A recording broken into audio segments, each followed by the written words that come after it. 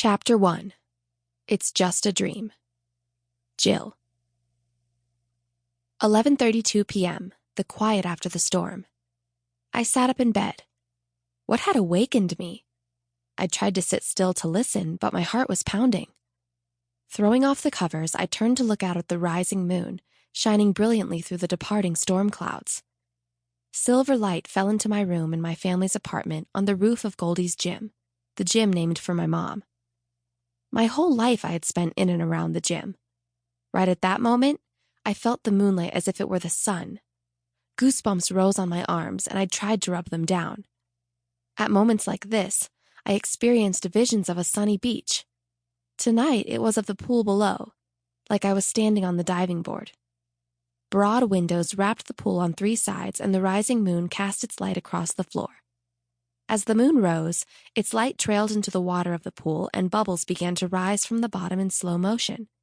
Each bubble rippled as it filled with air, its inner surface reflecting the silver moon.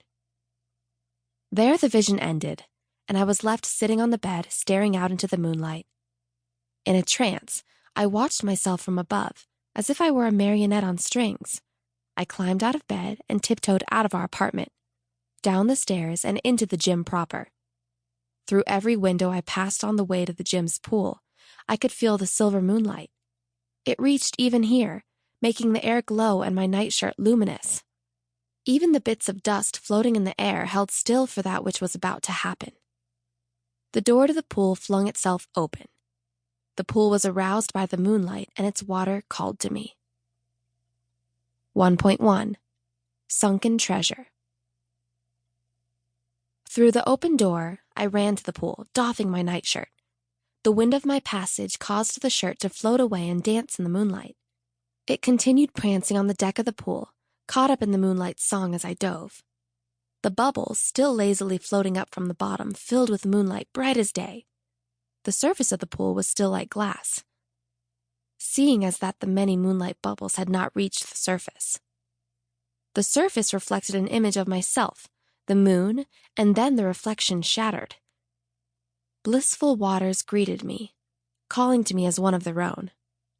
It was a thrilling experience as I became one with myself, and instead of the expected pool bottom, a sparkling undersea vista welcomed me. Figuring this to be a dream, I accepted the transition from pool to ocean without question. I dove down, twirling through a school of multicolored tropical fish in wonder. They created a pillar, some 30 feet up to the surface, but a group of them separated out and began swimming with me. Their enjoyment matched my own, dancing with me as I flashed this way and that, exulting in the freedom of infinite energy, water, space, and sea. As we swam together, they entwined so closely that they looked like an opaque gown of moonlight, replacing my garment which still danced above. Swimming through the sea, a clear blue sky color, I finished my long, joyful undersea arc and broke through to the surface. The salt-scented air intermingled with the fragrant smell of flowers from a distant tropical island greeted me. I gazed in wonder around me. The island had sands of pearl, rocky outcroppings that caught the waves, and a verdant jungle echoing with exotic sounds. Then as I cast my eyes around, they were arrested by an image as striking as a fly in milk. A beaten-up yacht lay at anchor, drifting mysteriously nearby. Like a cold splash to the face, the vision lost its dreamlike luminescence, but none of its improbable strangeness.